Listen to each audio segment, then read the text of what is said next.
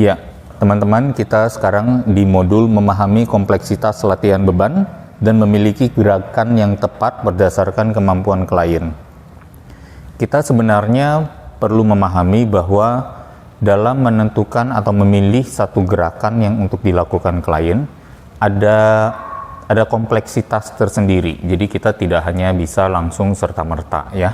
Apalagi sekarang di zaman sekarang ini banyak pelaku fitness atau bahkan klien personal training yang dengan memiliki daya beli yang cukup tinggi, berarti mereka dalam kelompok ekonomi yang cukup mapan, yang biasanya ukurannya usianya juga sebenarnya cukup mapan, dalam arti mungkin mereka sudah memiliki berbagai kendala fisik.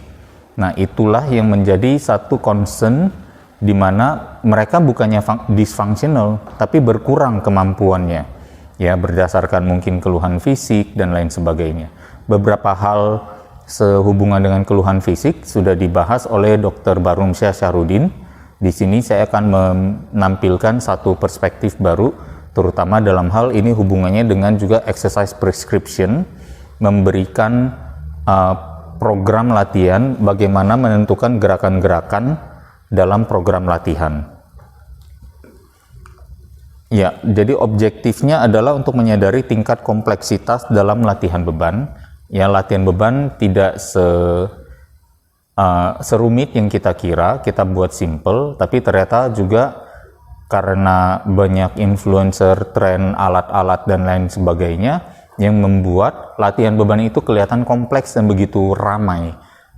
Makanya kita memiliki satu rasa tanggung jawab untuk meluruskan banyak hal dalam kesempatan kali ini, supaya teman-teman menjadi personal trainer yang memang menganut paham yang sama, yaitu simplicity is the utmost sophistication. Mengetahui juga adanya regresi dan progresi dalam latihan beban. Nah, ini juga adalah hal yang sangat penting, bahwa banyaknya pilihan gerakan dalam satu gerakan aja, misalnya squats, ada banyak pilihan, kira-kira bagaimana kita menentukan satu yang tepat untuk klien pada saat itu, sebelum kemampuannya, di kemampuan sebelum memulai program, kan gitu ya. Kemudian mengevaluasi lagi, memiliki keterampilan, kemampuan khusus untuk mengetahui si klien ini udah loncat ke berapa tahap yang lebih advance setelah berlatih dengan kita. Maksudnya ada di sana ya. Dan juga kemampuan menentukan tahap kompleksitas gerakan, apa yang tepat untuk diberikan kepada klien. Kita langsung, ini sebenarnya istilahnya kontinuum latihan ya, memahami matriks kontinuum latihan. Dalam berlatih beban, kita sempat membahas, misalnya waktu di modul kaki ya, bahwa barbell squats dan front squats mungkin adalah yang paling sulit. Kemudian kita cari lagi yang lebih mudah, adalah misalnya di Smith Machine Squats. Setelah Smith Machine Squats ada lagi mungkin squats dengan dumbbell atau apapun juga ya, dengan beban di bawah. Kemudian kita mundurkan lagi sampai ke misalnya mungkin melakukan dengan leg press gitu. Itu per alat dengan beban yang sama. Bagaimana dengan nanti beban yang berbeda-beda? Nah, kita melihat bahwa tingkat kompleksitas suatu gerakan itu bisa seperti ini, katakan. Sebenarnya infinity, ya, bisa sampai jutaan, ya. Tapi kita katakan nih, misalnya, contohnya squats. Untuk seorang kakek-kakek yang sudah renta, atau seorang nenek-nenek yang sudah renta, yang jalan aja mesti pakai tongkat penuntun. Squats yang apa yang tepat untuk beliau? Mungkin ada di sini dengan pilihan squats hanya sekedar tahan aja, turun 1 cm atau 2 cm ya, turun 1 cm dan 2 cm lebih susah mana? Turun 2 cm. Berarti itu pun sudah ada tambahan training kontinuum di sini. Turun 3 cm sudah nambah lagi ya. Dan seterusnya. Kemudian kalau udah turun 3 cm, naik turun sama turun 3 cm ditahan, mana yang lebih sulit? Itu semua sudah relatif. Dan kita bisa lihat bagaimana ini bisa menjadi sampai jutaan. Sampai mungkin di ujung di sana adalah yang misalnya ceritanya kita sering dengar pistol squats. Ya, squat dengan satu kaki dengan kaki yang tidak memijak lantai itu sejajar lantai membentuk seperti pistol, ya. Kemudian dengan beban lagi, dan kemudian udah gitu waktu squat itu sambil loncat ke permukaan yang lebih tinggi lagi sambil box jump, apa namanya, vertical jump, ya. Mungkin itu udah di ujung sana gitu. Bayangkan begitu banyak kondisi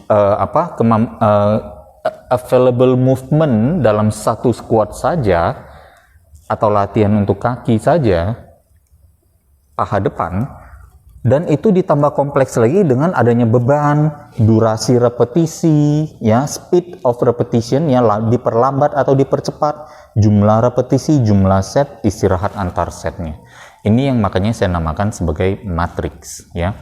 Dengan dada pun kita bisa melakukan hal seperti itu. Contohnya, push up di tembok mungkin adalah titik level 0. Level yang paling ujung di angka 1.000.000 di sana adalah apa? Mungkin melakukan push up, ya, sambil bertepuk tangan. Tepuk tangannya bisa mesti 2 kali lagi, tapi dengan posisi pijakan kakinya di atas, lebih tinggi dari tanah. Nah, misalnya mungkin seperti itu, ya. Kita bisa melihat betapa kompleksitas itu banyak, dan kita jangan remehkan kemampuan klien juga. Ternyata mereka mungkin ada di level berapa ratus sebenarnya, ya. Jangan coba untuk membuat melist sampai seberapa mana, karena bisa jutaan. Tapi minimal kita sudah memiliki ini dalam benak kita, dan kita pikir gerakan ini, misalnya kita bahkan bisa mengevaluasi apa yang trainer lain berikan kepada kliennya, training kontinuumnya benar nggak, atau bagaimana menyikapi gerakan-gerakan fancy, gerakan-gerakan yang bahkan kalistenik yang eksplosif itu ada di mana gitu, dan tepat nggak misalnya diberikan kepada orang yang obesitas atau kepada orang yang kurus tapi ototnya sedikit dan sebenarnya secara kadar lemak dia masih tinggi, berarti kekuatan tubuhnya rendah sekali. Dengan kekuatan tubuh rendah, apakah mampu mengangkat tubuh sendiri? Dan akhirnya kita melihat bisa secara objektif hal-hal tersebut dan bisa tahu bahwa ternyata latihan beban muscle centric yang kita berikan ini begitu bagusnya karena memberikan satu kemudahan. Alat-alat itu rata-rata dilakukan dalam posisi duduk yang nyaman, ada senderan, dan karena kecanggihan riset dan teknologi, posisi dan letak sudutnya pun sudah bagus, sehingga kita hanya perlu menentukan senderannya berapa jauh atau tinggi rendahnya posisi duduk dan lain sebagainya, untuk membantu mungkin dengan level kompleksitas gerak yang sederhana, mungkin di sini di tengah-tengah, tetapi dengan tantangan yang tepat, akhirnya sebenarnya klien kita persiapkan sudah siap untuk dilatih di sana, gitu maksudnya, ya. Semoga this thing make sense, karena ini adalah salah satu hal yang baru dalam pendidikan fitness di Indonesia, ya. Unlimited. Let's go, ya. Ini juga unlimited. Kalau kita kali lagi, berapa banyak lagi ceritanya, kombinasinya, gitu. Oke, ini adalah mungkin contoh yang seperti tadi saya bilang, ya. Dari kakek-kakek renta yang melakukan squats turun sedikit, sampai ke ujung kira-kira di sini nih, bayangin tuh, pakai kettlebell dengan center of gravity yang sangat tinggi, ya. Kemudian melakukan pistol squat, naik turun squat, tapi di bidang yang sangat tipis dan kecil sempit seperti ini. Ini kan rentang yang sangat jauh. Tapi poinnya, apakah orang yang melakukan di sini lebih sehat? Belum tentu.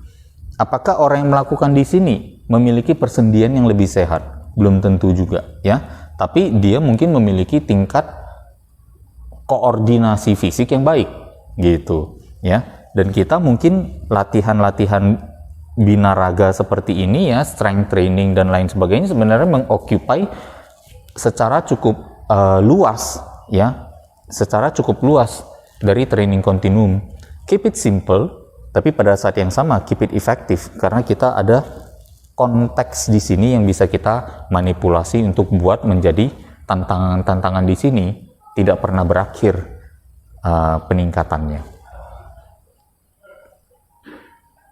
Tetapi apabila ada klien yang merasa saya mau untuk bisa seperti dia, silakan. Kita perlu pikirkan apa teknik, cara, instruksi, program yang kita bisa berikan agar dia nanti terakhirnya bisa ke sana. Tapi bayangkan apabila seseorang sudah bisa melakukan ini dengan baik, ya melakukan squats dengan baik, bisa nggak pelan-pelan minimal di atas lantai tanpa beban dia melakukan ini? Saya rasa sudah bisa gitu. Beberapa teman-teman di sini pun mungkin sudah bisa melakukan itu. Jadi bayangkan hanya dengan mempersiapkan diri kita sebaik mungkin di sini, kita belajar 5 menit aja kita sudah bisa dekat dengan kontinuum itu. Poinnya haruskah kita mengaplikasikan beban, repetisi dan segala macam di situ? Kita meskipun memiliki opsi di sana, kita boleh untuk tidak mengambilnya karena kita merasa, oh ini bayangin nih, kalau kita fokus hilang sedikit, kegeser aja setengah senti, keseleo kita misalnya, sehingga risikonya besar. Saya mau nggak menghadapi risiko itu? Oh enggak deh, kayaknya nggak perlu. Ya udah, kita balik lagi di sini. Kan gitu ya maksudnya. Kuis, jadi di manakah gerakan-gerakan ini dalam matriks kontinuum untuk latihan squats? Nah ini ada lagi tuh semuanya tuh banyak ya. Ini kan tadi saya sembarang taruh nih ceritanya. Nah ini ada titik-titiknya nih. Coba teman-teman kita bisa bahas ya nanti di waktu offline. Gerakan-gerakan ini ada di mana aja. Nah ini tadi front squat, berarti back squat mungkin ada di sini gitu ya. Coba tuh dipikirkan ya. It's a nice quiz to have untuk melatih teman-teman karena ini materi yang sangat baru sekali yang ada di dunia fitness di Indonesia, sehingga perlu ada latihan khusus seperti ini untuk membuat kita sedikit lebih lebih melek terhadap tingkat kompleksitas itu. Ada 9 skenario safety dalam latihan seperti yang saya sempat sampaikan di modul kaki ya, di modul kaki atau di modul dada tadi, bahwa ada kalau skenario dalam hal pergeseran komposisi fisik, maka ada juga skenario safety dalam latihan beban, safety dan effectiveness sebenarnya. Ya, kita bisa melihat di sini bahwa sebenarnya waktu kita memilih satu gerakan tertentu, ya, waktu kita memilih satu gerakan tertentu, atau kita memilih satu beban tertentu, atau kita melakukan sesuatu dengan certain fashion atau certain cara, ada 9 kemungkinan. Risikonya naik, manfaatnya naik. Ya, ada yang risikonya naik, manfaatnya tetap. Ada yang pilihan gerakannya risiko naik, manfaat malah turun. Ya. Kemudian ada yang risiko tetap, manfaat naik, which is fine, ya. Kemudian risiko tetap, manfaat tetap. Ada yang risiko tetap, manfaatnya turun. Ya. Kemudian ada yang risiko turun, manfaat naik, risiko turun, manfaat tetap, atau risiko turun, manfaat turun. Nah, kita secara objektif, apa yang kita akan pilih untuk dapatkan? Yang paling baik tentunya adalah yang nomor 7, risiko turun, manfaat naik. Ya. Tetapi apabila ada gerakan atau cara atau teknik gerakan tertentu yang bisa kita perbaiki tanpa mengurangi manfaat, risikonya malah bisa kita turunkan. Nah, ini adalah tentu pilihan yang bagus juga. This is where kita sebagai personal trainer memberikan value jasa atas jasa personal training kita. Kemudian ada juga yang risikonya tetap, manfaatnya naik, ya. Jadi oke lah, ini juga masih bersifat katakan bersyarat ya, kondisional. Karena apa? Risikonya mungkin sudah rendah, tapi kita tinggal naikkan saja manfaatnya ya. Beberapa ide di sini ya, misalnya sebenarnya semuanya ini tidak mengacu pada satu titik tertentu ya. Tapi maksudnya adalah si biru ini balik lagi ke biru. Apa yang bisa kita lakukan agar kita meraih nih nomor 4, nomor 7 atau nomor 8 ini. Gitu ya. Kita bisa ganti atau modifikasi pilihan gerakannya. ya udah kita udah langsung mungkin memberi vonis gerakan ini terlalu bahaya, udah saya nggak mau, mending ke sini aja. Simple. Pilihan gerakan, ya, atau bahkan niat geraknya, seperti yang tadi saya bilang, melakukan, terutama misalnya di sini, ya, melakukan bench press. Bahkan di sini melakukan bench press karena niatnya mendorong dan karena tidak ada kuncian skapula, kuncian belikat, dan hanya niatnya mendorong, dan bahkan dengan misalnya melakukannya secara vertikal ya di mesin bench press ya. Mesin bench press dengan sandaran sedikit, menekan sandaran untuk mendorong si bebannya segala cara bisa naik. Itu kan efektivitasnya rendah. Manfaatnya rendah sekali, tapi risikonya tetap, atau risikonya sudah ada. Ya, tidak besar, ya, tidak juga kecil, tapi risikonya ada, ya. Bisa nggak kita perbaiki? Atau bahkan karena mau lebih kuat lagi sampai sikunya naik melebihi ketinggian bahu yang ternyata merupakan salah satu faktor risiko di bursa dan di supraspinatus pada persendian bahu, ya, dan otot bahu itu, rotator cuff. Maka ternyata risikonya bisa diturunkan nggak hanya dengan menurunkan posisi, ya, menurunkan posisi misalnya pilihan geraknya, kemudian lagi atau sudut gerak nih, nah menurunkan posisi ya, kemudian kita kunci belikat untuk menaikkan manfaatnya. Paham ya sekarang? Dan waktu kita melakukan gerakan bench press, kita tidak lagi melakukan press atau melakukan push, tapi kita mencoba, oke, setelah push sedikit, saya akan coba menggesek ke dalam. Ya, setelah push sedikit, saya akan menggesek ke dalam untuk menaikkan manfaatnya. Makanya disinilah letaknya komponen-komponen yang teman-teman bisa modifikasi untuk membuat hasil ini terjadi.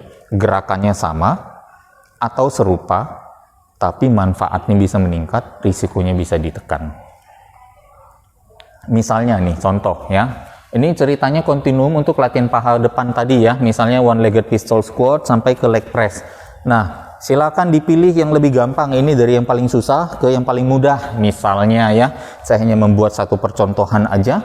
Teman-teman bisa baca atau merenungkannya sambil melihat slide ini sedikit lebih lama di buku. Nah, ini misalnya untuk latihan dada. Mungkin yang paling sulit adalah decline bench press. Sudah posisinya decline, pakai dumbbell lagi, kanan kirinya harus kuat dan seimbang. Nah, bagaimana supaya kita bisa memilih yang tepat untuk klien misalnya ya. Untuk latihan back ya, misalnya pull down dari susah ke yang paling mudah. Tentu kita udah mengetahui chin up adalah sulit ya. Kemudian lat pull down dengan mesin dengan beban yang bisa sangat ringan akhirnya menjadi lebih mudah. Kita bisa pilih. Ini hanya semua contoh aja, hanya pada poin satu ini saja ya. Bend over row juga teman-teman bisa pikirkan, renungkan, atau mungkin ada yang mau mendebatkan. Misalnya, oh enggak, menurut saya ini ada di sini. Fine aja, nggak apa-apa ya. Namanya juga ini sebenarnya juga penilaian yang bersifat subjektif. Kita hanya berusaha membuatnya seobjektif mungkin. Ya, misalnya ini ya, untuk crunches, untuk latihan otot perut. Nah, memperbaiki niat gerak, apa yang bisa kita lakukan? Mulailah tanpa beban. Kontraksikan otot untuk dapatkan kontraksi positif murni. Ya, dapatkan itu dulu. Rasakan di fase negatif, di saat otot memanjang. Ya, rasakan tensi otot yang didapat di positif hanya berkurang. Ya, jangan sampai hilang. Ya, jangan sampai hilang. Itu maksudnya niat gerak. Perbaiki lagi dari beban yang paling rendah. Kalau sudah bisa didapatkan dan dirasakan, aplikasikan beban bertambah ya, tanpa kehilangan rasa yang didapat di beban ringan. Gitu ya. Bahkan kalau karena peningkatan beban, rasanya harus meningkat. Ada titik di mana peningkatan beban terlalu banyak sampai tidak lagi terasa keroyokan otot-otot keroyokan lain yang nanti mulai take over. Nah, kita akan menentukan di mana kita akan berikan di mana kita akan bilang, oh ya inilah kekuatan murni kita. Gitu ya. Speed gerak, ya di pemanasan speednya cukup medium saja ya untuk safety. Semakin berat beban yang digunakan, semakin perlahan beban digerakkan. Ya, usahakan juga untuk meniadakan hentakan, gitu ya. Jadi semakin perlahan dan range of motion ya mungkin jangkauan gerak nanti juga bisa kita perbaiki. Jadi pemanasan beban ringan, jangkauan gerak luas, fine. Ya, jadi seperti ibaratnya stretching. Kemudian sampai full contraction, sampai full stretching, sampai full contraction lagi. Fine kalau misalnya kita menggunakan beban yang ringan. Tapi kalau beban berat, mengetahui bahwa di posisi stretch kita adalah paling lemah, ya, lalu kita berusaha untuk menggunakan beban yang bisa dihandle di bagian yang rentang yang kuat, itu kan yang namanya berisiko. Makanya kita bilang jangkauan geraknya apabila sudah semakin berat, jangkauan geraknya bisa diperpendek ya, atau jaga tekanan otot di rentang terkuat saja. Jadi misalnya bahkan dalam satu set ini bisa menjadi satu pertimbangan buat teman-teman ya, teknik intensitas juga. Misalnya wah sudah capek nih ya, karena sudah capek terasa berat dong, bebannya masih sama tapi terasa berat. Kita udah tahu kalau kita turun ke bawah ke full stretch di mana kita lemah, tidak mungkin terangkat lagi. Ya udah, kita turun ke titik di mana masih bisa balik lagi ke positif.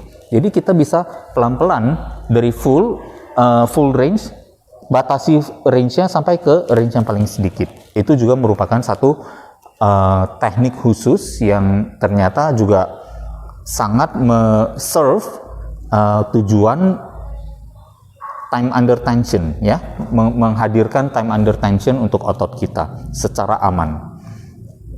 Dan di modifikasi sudut gerak ya.